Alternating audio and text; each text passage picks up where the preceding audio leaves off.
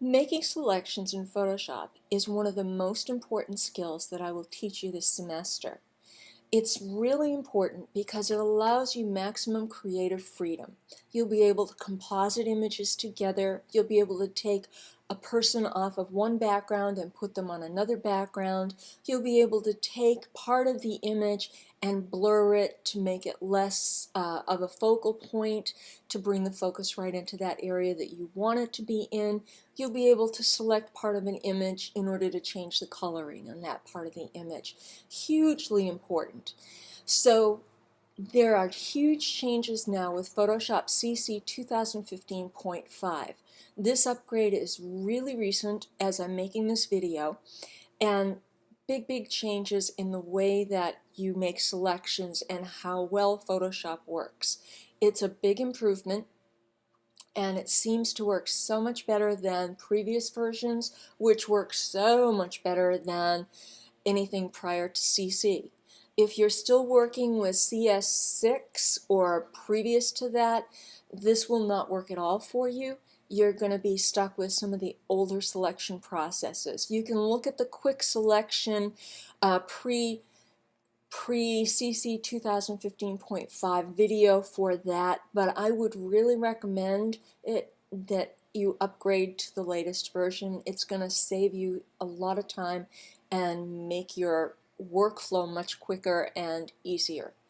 So in Photoshop, as students, you get a discount. If you buy the whole suite, it's just over $200 a year at the academic pricing, academic superstore. If you are just a photographer and want Photoshop and Lightroom and Bridge, it's only about $10 a month. So it's very reasonable these days. So let me show you how this works. In any of the selection tools, anything that would give you marching ants, when you click on those tools, you'll see up here in the options bar, and that's what this is, this little thing under the title bar is the options bar. For every single tool, it's different. And any of the selection tools now, you're going to get a select and mask option. This will give you a number of tools to use. The best one of all is the quick selection tool. You can make a selection beforehand. If I cancel out, I can come in here and make any kind of a selection and then modify it still. So I don't have to start with that. I can also come in here to select and do, for instance, color range if I want.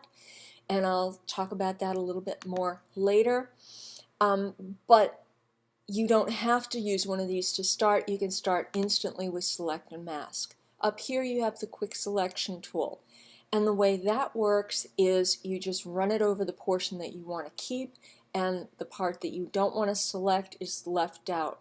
Now look at how we're seeing our interface here. We see it as an onion skin, and we can change the transparency setting here to show us what's selected and not selected.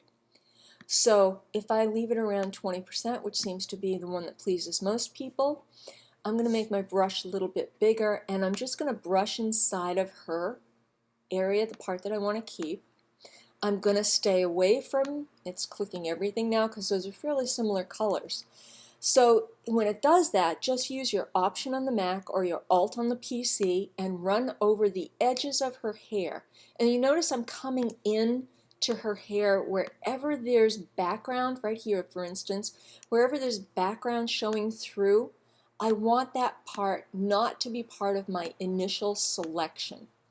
So I want to come in here, get rid of that, get rid of that, get rid of that. Okay, and I can come in here and just do a quick little click to bring those pieces back in.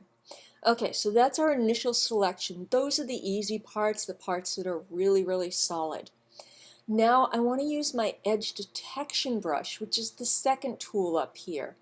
I like to have a little bit of a soft edge on that possibly, so I'm going to bring that setting down. And your size, the smaller it is, kind of the more picayune it gets. I don't need it to be that small at this point, so I'm just going to leave it where it is. So I'm going to run over the edges of her hair now and let it, oh no, sorry, I'm in the top one again. Let me go back. Okay, Come back here and run over those edges with the edge detection brush, and you can see how it's picking up some of those little fine hairs at the edge, the wispiness. Let me go over this and you can see that's a really good example there. Okay, even those nice little hairs at the edge there. And right there, get a nice fall off. You can make the brush larger or smaller if it's not working really well for you. We have an edge detection setting in there if you think it might pick up some more stuff, might get a little bit more detailed. Can you see how it's, actually if I zoom in here, as I come in, it's starting to go into the hair a little bit more. And I don't think we even need to go into this right now, but it's WYSIWYG, what you see is what you get. So you can play around with that smart radius kind of setting and see if that